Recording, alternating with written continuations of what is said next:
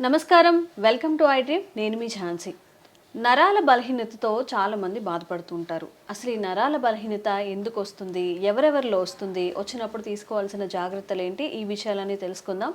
ప్రస్తుతం మనం 40 ఏళ్ల అపార అనుభవం కలిగిన ఆయుర్వేద వైద్యులు డాక్టర్ బాలకిషన్ గారి దగ్గర ఉన్నాము. నమస్కారం అండి. నమస్కారం అమ్మా. సార్, నరాల బలహీనత అనేది ఈ మధ్య కాలంలో చాలా ఎక్కువగా చూస్తున్నాము. అసలు రావడానికి కారణాలు ఏంటి, వచ్చినప్పుడు మనం ఎలాంటి జాగ్రత్తలు తీసుకోవాలి?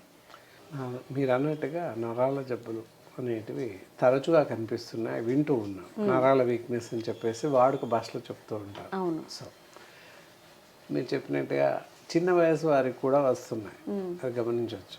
Elementary stage, it is below 10 years పిల్లలకు కూడా నరాల జబ్బు వస్తుంది. కారణాలు ఏంటి, తర్వాత దానికి కానీ ఎలాంటి జాగ్రత్తలు తీసుకోవాలి రాకుండా అడ్వాన్స్గా అనేది కూడా చూడాలి. ఫస్ట్ కారణాల వైపు వెళ్దాం. కారణాల వైపు వెళ్ళినట్లయితే మనకి ఆహారం, పుష్టికరమైనటువంటి ఆహారం తీసుకోవట్లేదు ఫస్ట్. అండ్ ఇంత పూర్వకాలంలో చిన్నపిల్లలకి పుట్టిన మరుక్షణం, శిశువు జన్మించిన మరుక్షణం నుంచి తలకి నూనె పెట్టేవాళ్ళు. నైట్ రాత్రి పడుకునే వరకు ఉదయం 5 గంటలకు పాపాయిలు వేసి రాత్రి 7ంటికి 8ంటికి పడుకునేవాళ్ళు. అప్పటి వరకు 10 నుండి 20 మార్లు తలకు నూనె పెట్టేవాళ్ళు, మంచి నువ్వుల నూనె పెట్టేవాళ్ళు. సో దానివల్ల శరీరంలో ఉన్న అన్ని నరాలు పట్టు చేయకూడదు. ఆ పట్టు జీవితకాలం ఉండేది. అందుకే పూర్వకాలంలో చాలా గట్టిగా ఉన్నారు, చాలా పుష్టిగా ఉన్నారు, అన్ని పనులు చేయగలిగారు, ఏమి అవ్వలే అని మనం అనుకుంటుంటాం. చరిత్ర లాస్ట్ ఫ్యూచర్లో మనం పెద్దవాళ్ళు కూడా మా కాలంలో అలా లేదు, మేము బాగున్నాం అంటే కారణం ఏంటి అంటే వాళ్ళు తీసుకున్నటువంటి జాగ్రత్తలు, ఆరోగ్యపరమైనటువంటి జాగ్రత్తలు అనేటివి వాళ్ళని కాపాడాయి అని చెప్పవచ్చు నీట్గా. అంటే మనం ఎక్కడ తప్పు చేస్తున్నాం, పేరెంట్స్ మాత్రమే తప్పు చేస్తున్నారు. ఇది కారణాలు అడిగాం కదా, నూనె పెట్టలేకపోవడం ఒక తప్పు ఫస్ట్. అసలే నూనె పెట్టకపోవడం, చిన్నపిల్లలప్పుడు అంటే అయిపోయింది. ఎలిమెంటరీ స్టేజ్ 3-4 years 5 years వచ్చినాక కూడా ఇంకా నూనె పెట్టడం అనేది పూర్తిగా మానేసి అసలు నూనె పెట్టడం అంటే ఏంటి, నూనె పెడితే ఎంతసేపు ఉండాలి అని అడుగుతున్నారు. విచిత్రంగా అడుగుతున్నారు. అసలు నూనె అంటే ఏంటి అని అడిగే పరిస్థితి కూడా వచ్చింది ఈ మధ్యకాలం. కాబట్టి అలాంటి పరిస్థితి రావద్దు, తలెత్తొద్దు అంటే చిన్నపిల్లలకి ఎప్పటిలా ఒక 20 సార్లు నూనె పెడుతూ ఉండాలి. దానికి కారణం మంచి ఇంకా పటిష్టంగా ఉండాలంటే హెయిర్ టానిక్ అని ఆయుర్వేదిక్ హర్బల్స్ తయారు చేసిన ఆయిల్స్ ఉన్నాయి. అలాంటి ఆయిల్స్ వాడుతున్నట్లయితే చిన్నపిల్లల నుంచి మొదలుకొని పెద్దవాళ్ళ వరకు కూడా ప్రయోజనం చేకూరుతుంది. సో ఇంకా ముందుకు వెళ్తే ఇంకేం కారణాలు ఉన్నాయి నరాల జబ్బులు రావడానికి అని చూస్తే దానికి కూడా తల్లిదండ్రులే కారణం అని చెప్పాలి. ఏంటంటే రోజుల పిల్లలు ఏడుస్తూ ఉంటారు. పిల్లలు ఏడుస్తూ ఉంటారు.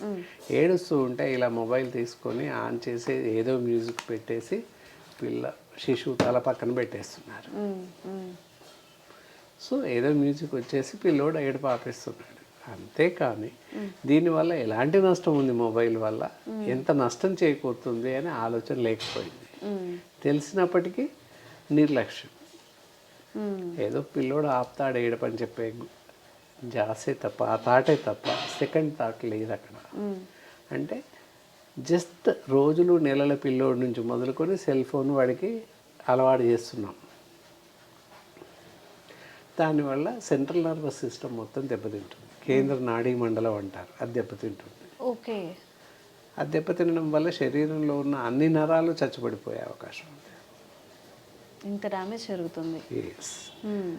ఆ రేడియేషన్ ఎఫెక్ట్ అంతా కూడా మెదడు పైన పడిపోతుంది. ఇక్కడ సెంట్రల్ నర్వస్ సిస్టమ్ చాలా బాగా పనిచేస్తేనే ఒంట్లో ఉన్న నరాలన్నీ బాగా పనిచేయడానికి అవకాశం ఉంది. సో ఒకేసారిగా బ్రెయిన్ పైన ఎఫెక్ట్ పడడం వల్ల శరీరంలో ఉన్న అన్ని నరాలు కుంటుపడిపోతాయి, పనిచేయడం ఆగిపోతూ ఉంటుంది. సో అది ప్రధాన కారణం. అక్కడికే ఆపకుండా పిల్లలకి ఏడ్చినా లేకపోతే ఒక స్థాయి వచ్చాక తినకపోయినా ఏదైనా కూడా ఫోన్ అక్కడ పెట్టేసి ఏ ప్రోగ్రాము, ఏ కార్టూన్ ఫిల్మ్ పెట్టి ఇక్కడ కూర్చోబెట్టి లేదా పడుకోబెట్టి అది చూపిస్తూ తినిపిస్తుంటారు. సో దానివల్ల ఐస్ పైన ఎఫెక్ట్ పడుతుంది. ఇది ఈ విధంగా ఫోన్స్ని అగమ్యగోచరంగా అస్తవ్యస్తంగా వాడుతున్నారు. సో అది ఎంతమాత్రం సమంజసం కాదు. దానివల్ల పిల్లల యొక్క భవిష్యత్తు పూర్తి అంధకారమయంగా తల్లిదండ్రులే చేస్తున్నారని చెప్పొచ్చు. కాబట్టి ఇకనైనా ఇప్పుడు ఈ కార్యక్రమం చూశాకైనా ఫాదర్ అండ్ మదర్స్ అది మిమ్మల్ని క్రిటిసైజ్ చేయడం అని కాదు, కానీ ఈ జాగ్రత్తలు తీసుకోవడం వల్ల భవిష్యత్తులో ఎదుగుతున్నటువంటి మనుషులకి ఇప్పటి శిశువులే రేపటి పౌరులు అని చెప్తాం. చిన్నపిల్లలే పెద్దవాళ్ళు, పెద్దవాళ్ళే పౌరులు. సో కాబట్టి ఈ జాగ్రత్తలు తీసుకున్నట్లయితే వాళ్లకు మరింత మంచి జీవితాన్ని ఇచ్చిన వాళ్ళు అవుతారు. కాబట్టి ఈ గమనికను ఆలకించి అవలంబించే ప్రయత్నం చేయండి. ఓకే. ఇలా ఈ విధంగా నరాల జబ్బులు వస్తాయని చెప్పచ్చు ప్రాథమికంగా. ఇకపోతే మరి మనం చేసే ఇంకా దురలవాట్లు ఏమున్నాయి, మనం ఇంకా దేని వల్ల ఏ కారణాల వల్ల వస్తాయి అని చూసి అతి ఎక్కువగా బరువులు ఎత్తడం, లేదా గబగబా మెట్లు దిగడం, వెళ్ళడం, ఎక్కడం, ఇలాంటి పరిగెట్టడం, అంటే అష్టవంకర్లుగా వెళ్ళడం, లేకపోతే ఇది చేయడం. తర్వాత దాంతోపాటుగా అసంబద్ధమైన ఆహారం తీసుకోవడం, ఏమాత్రం పుష్టికరమైన ఆహారం తీసుకోలేకపోవడం. ఓకే. ఎస్, ఏదో ఒకలాగా ఆహారం తినేయడం అంతే. అసంబద్ధమైన ఆహారం, తినకూడని ఆహారం తీసుకోవడం జరుగుతుంది. ఎంతసేపు పిజ్జాలు, బర్గర్లు, కేకులు, బేకరీ ఐటమ్స్, ఫాస్ట్ ఫుడ్ సెంటర్లో లభించేటటువంటి ఆహారం, నూడిల్స్ అవ్వచ్చు, ఫాస్ట్ ఫుడ్ సెంటర్లో రైస్, ఎవ్రీథింగ్ ఈజ్ దేర్. ఇవన్నీ తినడం విషం అనే చెప్పాలి తప్పనిసరిగా. విరుద్ధ ఆహారం విషం అనే చెప్పొచ్చు. ఫాస్ట్ ఫుడ్ సెంటర్లో లభించేటటువంటి నూడిల్స్ కానీ, రైస్ వగైరా వగైరా తీసుకోవడం వల్ల క్యాన్సర్ మాత్రమే వస్తుంది. అందువల్ల దాంతోపాటుగా మెదడు అంటే సెంట్రల్ నర్వస్ సిస్టమ్ దెబ్బతినడానికి కూడా అవకాశాలు ఎక్కువగా ఉన్నాయి. కాబట్టి బయట ఆహారం తీసుకోకపోవడం శ్రేయస్కరం అని చెప్పొచ్చు. డాక్టర్ గారు, ఆహారం గురించి మనం మాట్లాడుకుంటున్నాం కాబట్టి ఈ జంక్ ఫుడ్ తినకూడదని మీరు చెప్తున్నారు, బేకరీ ఐటమ్స్. మరి ఎలాంటి ఆహార పదార్థాలు మనం తీసుకుంటే ఈ నరాల బలహీనతని మనం తగ్గించుకోవచ్చు? ఇక్కడ నరాల పట్టు రావడం కోసం ఎక్కువగా పీచు పదార్థాలను ఆహారం, సపోజ్ ఎగ్జాంపుల్ చూసినట్లయితే వంకాయలు, బీరకాయలు, సోరకాయలు, పొట్లకాయలు, ఇవి ఎక్కువగా తీసుకోవడం. దానివల్ల కండరాలు, నరాలు బలిష్టంగా తయారయ్యే అవకాశం ఉంది ఆహారంలో, ఆహార వినియోగంలో. ఓకే. ఎస్. నాన్ వెజిటేరియన్స్ అయినట్లయితే మటన్ పూర్తిగా మానేయడం ఎంతైనా శ్రేయస్కరం. మటన్, ఫ్రాన్స్, ఎండు చేపలు పూర్తిగా మానేయాల్సిన అవసరం ఉంటుంది. తినకూడదు. కూల్ డ్రింక్స్ కూడా ఇందాక చెప్పినట్టు శీతల పానీయాలు ఏవి కూడా తాగకూడదు, అవి పూర్తిగా మానేయాల్సిన అవసరం ఉంటుంది. అలాగే ప్యాకేజ్డ్ ఫుడ్, ఏదైతే ప్యాకేజ్డ్ ఫుడ్ ఉంటుందో అది తినకూడదు. ఈ రోజుల్లో ఉదయం నిద్ర లేసినప్పటి నుండే ఈరోజు రాత్రి పడుకునే ముందు రేపు ఉదయానికి బ్రేక్ఫాస్ట్ ఆర్డర్ ఇవ్వడం, లంచ్ ఆర్డర్ ఇవ్వడం, డిన్నర్ ఆర్డర్ ఇవ్వడం జరిగిపోతుంది. మనం లేవకముందే బ్రేక్ఫాస్ట్ వచ్చి ఉంటుంది. అలాంటివి తినకూడదు. Yes, packaged food should not eat. Pack చేయబడ్డ ఆహారం తినకూడదు. So many preservatives is there. దానివల్ల లాభం కన్నా నష్టమే ఎక్కువ ఉంటుంది. ఇవన్నీ గమనించాల్సిన అవసరం ఉంటుంది. ఇంకొక చిన్న సందేహం ఉంది, గుమ్మడి విత్తనాలు, వీటిని నరాల బలహీనతగా ఉన్న వాళ్ళు తీసుకోవచ్చు అని చెప్తూ ఉంటారు. ఇది నిజమేనా, అపోహ? అదేంటంటే గుమ్మడి విత్తనాలు రోజు ఒక స్పూన్ చొప్పున తీసుకోవడం హెల్త్కి మంచిది. ఓకే. నాట్ ఫర్ నర్వ్స్, కళ్ళకు చాలా మంచిది, ఐస్కి చాలా బాగా పనిచేస్తుంది, నరాలకు కాదు. ఓకే. హెల్త్ పరంగా బాగుంటుంది, కానీ నరాల కోసం కాదు, కళ్ళకు పనిచేస్తాయి. నేత్రాలు బాగా పనిచేయడానికి పనిచేస్తాయి.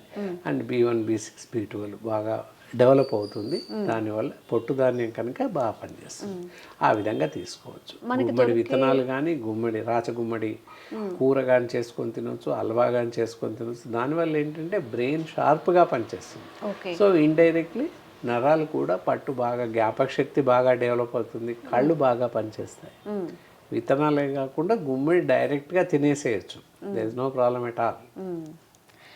అంటే మనకి రెండు రకాల గుమ్మడికాయలు దొరుకుతూ ఉంటాయి.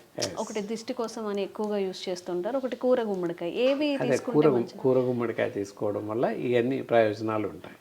అండ్ ఇంకొకటి దిష్టి కోసం తీసే గుమ్మడికాయ కూడా, అది కూడా కూరలాగా వండుకొని తీసుకోవచ్చు, జ్యూస్ లాగా తీసుకొని కూడా వాడచ్చు. దానివల్ల ఏంటంటే ఒంటికి చలవ చేస్తుంది ముఖ్యంగా. అందుకే మరీ ఎక్కువ మంది ఇప్పుడు తగ్గింది, కానీ పూర్వకాలంలో ఆ గుమ్మడి రసం తీసుకుని ఎండాకాలంలో తాగేవాళ్ళు మా చిన్నతనంలో.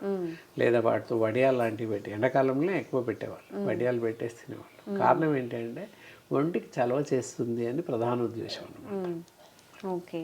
మరి నరాల బలహీనతకి ఆయుర్వేదంలో ఎలాంటి మందులు కానీ, మెడిసిన్ కానీ మీరు సజెస్ట్ చేస్తారు?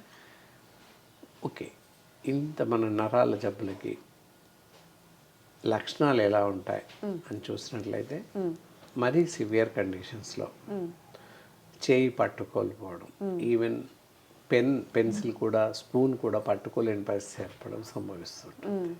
ఎందుకు ఏర్పడుతుంది అన్నట్లయితే ఎంతసేపు ఎక్కువసేపు మనం ఫోన్స్ వాడుతూ ఉన్నాం, గేమ్స్. ఇప్పుడు పిల్లలకి ఒక ఫోన్ కొనిస్తున్నాం మన స్టేటస్ కోసం, పిల్లలకు కూడా ఫోన్ కొనిచ్చేసాం. ఇలా పట్టేసి ఎంతసేపు ఇలా వేళ్ళతో ఇలా అంటూ ఉంటారు, ఇలా ఇలా ఇలా అనడం వల్ల ఫింగర్స్ చచ్చుపడిపోతాయి. కారణం ఏంటి అంటే విల్లైస్ ఉంటాయి, రక్త కేశనాళికలు. ఇక్కడ పైన కనబడేటి వెయిన్స్ ఇవి. సో ఇక్కడి వరకు వెళ్ళాక కనబడతలేవు వెయిన్స్, ఎడిపోయాయి. కాలి చివరి వేళ్ళ నుంచి చేతి చివరి వేళ్ళ వరకు కూడా రక్త ప్రసరణ జరుగుతుంది. శరీరంలో ప్రతి భాగంలో రక్తం ఉంటుంది. ఎక్కడ మనం గిల్లినా రక్తం వచ్చేస్తుంది, చిదిమినా రక్తం వచ్చేస్తుంది. అంటే శరీర అన్ని భాగాల్లోకి రక్త ప్రసరణ జరుగుతుంది. ఎలా జరుగుతుంది? ఇక్కడ నుంచి పోయాక రక్తనాళాలు విడిగా వెళ్ళిపోయి సబ్ బ్రాంచెస్ అయిపోయి విల్లైస్ లాగా, దాన్ని రక్త కేశనాళికలు అంటారు. రక్తనాళాలు అంటే నరాలు, రక్త కేశనాళికలు అంటే విల్లైస్. అవి వెంట్రుక మాదిరిగా ఉంటాయి, అంత సన్నగా చిట్లి రక్తాన్ని అందిస్తుంటాయి. అవి చచ్చుబడిపోతుంటాయి, ఫింగర్ చివర్లో ఉంటాయి, టిప్స్లో. ఓకే. సో అందువల్ల మనం ఇలా రేడియేషన్ వల్ల ఈ వేలు చచ్చుబడిపోయే అవకాశం ఉంది. కాబట్టి పిల్లలకి దయచేసి ఫోన్ ఇవ్వకండి, దానివల్ల అత్యంత ప్రమాదం. మీరు కూడా చాలా జాగ్రత్తగా వాడండి. ఫోన్లో గేమ్స్ ఆడకుండా ఫోన్లో మాట్లాడండి, అంతే తప్ప ఫోన్ వాడడం కూడా ఈచ్ అండ్ ఎవ్రీ పర్సన్, ఏ మనిషి అయినా కూడా పర్ డే టోటల్ దినంలో 20 నిమిషాలకు మించి ఫోన్ వాడకూడదు. అప్పుడు గోయింగ్ అవ్వచ్చు, ఇన్కమింగ్ ఏదైనా అవ్వచ్చు, 20 నిమిషాలు దాటకుండా వాడాలి ఫోన్, అంతకు మించి వాడకూడదు. అది బెస్ట్ ఆర్డర్ అన్నమాట. ఇవి మనం చేయాల్సినటువంటి జాగ్రత్తలు. ఈ విధంగా ప్రికాషన్స్ తీసుకుంటే మనం కొంతవరకు మనని మనం ప్రొవోక్ చేసుకొని బాగుపడవచ్చు, నరాల జబ్బులు రాకుండా కాపాడుకోవచ్చు. ఓకే. ఒకవేళ వచ్చాక ఇందాక చెప్పినట్లు నడుస్తూ తూలి పడిపోవడం, తిమ్మిర్లు ఎక్కువగా వచ్చి నడవలేకపోవడం, ఇలాంటివన్నీ కూడా న్యూరలాజికల్ డిజార్డర్సే. దానివల్ల కొన్ని సందర్భాల్లో ఫేస్ ఇలా ఊగిపోతూ రావడం, మాట తడబడుతూ రావడం, ఇవన్నీ కూడా న్యూరలాజికల్ డిజార్డర్సే. రకరకాలుగా ఉంటాయి. కళ్ళు రెప్ప ఊరికే పడిపోవడం, ఇవన్నీ కూడా న్యూరలాజికల్ డిజార్డర్స్. మాట తడబాటుగా రావడం, తత్తరపాటుగా రావడం, ఇవన్నీ ప్రతిదీ కూడా ఇవన్నీ కూడా న్యూరలాజికల్ డిజార్డర్స్, డిఫరెంట్ వేస్ అనమాట. పెరాలిసిస్ మరీ భారీగా చూసినట్లయితే పెరాలిసిస్ అందరికీ తెలుసు, పక్షవాతం. సో ఇది కూడా నరాల జబ్బే. ఇవన్నీ ఎందుకు వస్తాయి? ఇంకో కారణం ఉంది. ఇవన్నీ రావడానికి స్థూలకాయం, బీపీ, హైపర్ టెన్షన్, బీపీ, ఇది కూడా ప్రధాన కారణమే. ఏంటి? బీపీ, రక్తపోటు అధికంగా ఉన్న పరిస్థితుల్లో స్ట్రోక్ వచ్చే అవకాశం ఉంది. బ్రెయిన్ స్ట్రోక్ అంటారు దాన్ని. హై బీపీ ఉన్నట్లయితే, రక్తపోటు అధికంగా ఉన్నట్లయితే బ్రెయిన్ స్ట్రోక్ రావడానికి అవకాశం ఉంది.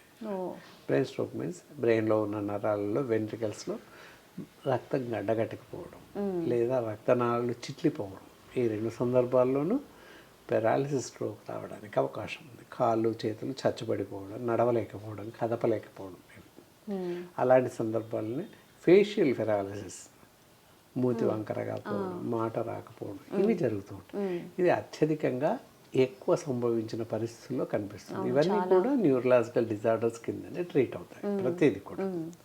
కాబట్టి జాగ్రత్తగా ఉండాల్సిన అవసరం ఉంటుంది. బరువు ఎక్కువ పెరగకుండా చూడాలి, మంచి ఆహారం, ఇందాక చెప్పినటువంటి సమతుల ఆహారం తీసుకోవాలి. మనం అలా చేస్తూ ఉంటే కొంతవరకు మనల్ని కాపాడుకోవచ్చు.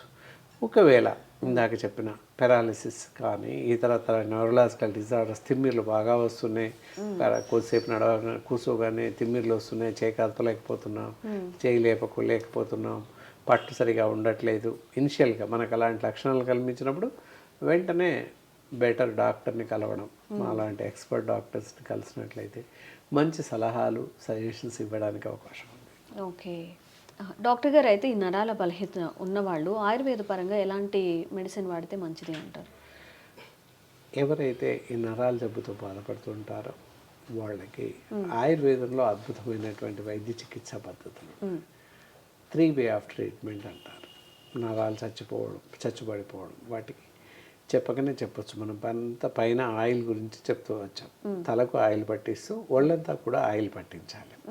ఆర్థోఫెన్ ఆయిల్ ఉంటుంది, అది పట్టించవచ్చు, లేదా అశ్వగంధాది తైలం ఉంటుంది అది పట్టించవచ్చు. ఇకపోతే ఐశ్వర్యక్స్ మెడిసిన్ అని ఉంటుంది, అది వరుసన ఉదయం సాయంత్రం పాలతో కలిపి లేదా నీళ్ళతో కలిపి రోజు కషాయంలా చేసుకుని తాగుతూ ఉన్నట్లయితే నరాలు చచ్చిపడిపోవడం తగ్గుతూ ఉంటుంది. దాంతోపాటుగా నర్విటోన్ ట్యాబ్లెట్స్ ఉంటాయి, ఉదయం 2 సాయంత్రం 2 మాత్రలు వేస్తూ వెళ్తే కూడా తగ్గుతుంది. ఎవరైనా అవసరమైతే మా డాక్టర్స్ని సంప్రదించి మాత్రమే వాడాల్సిన అవసరం ఉంటుంది. అలా చేస్తే తప్పనిసరిగా ఏ స్టేజ్లో ఉన్నా, ఈవెందో పక్షవాతం బ్రెయిన్ స్ట్రోక్ వచ్చిన వాళ్ళకి కూడా తగ్గిపోయి నయమయ్యే అవకాశం ఉంది. ఓకే, సంతోషం డాక్టర్ గారు. నమస్కారం అమ్మా.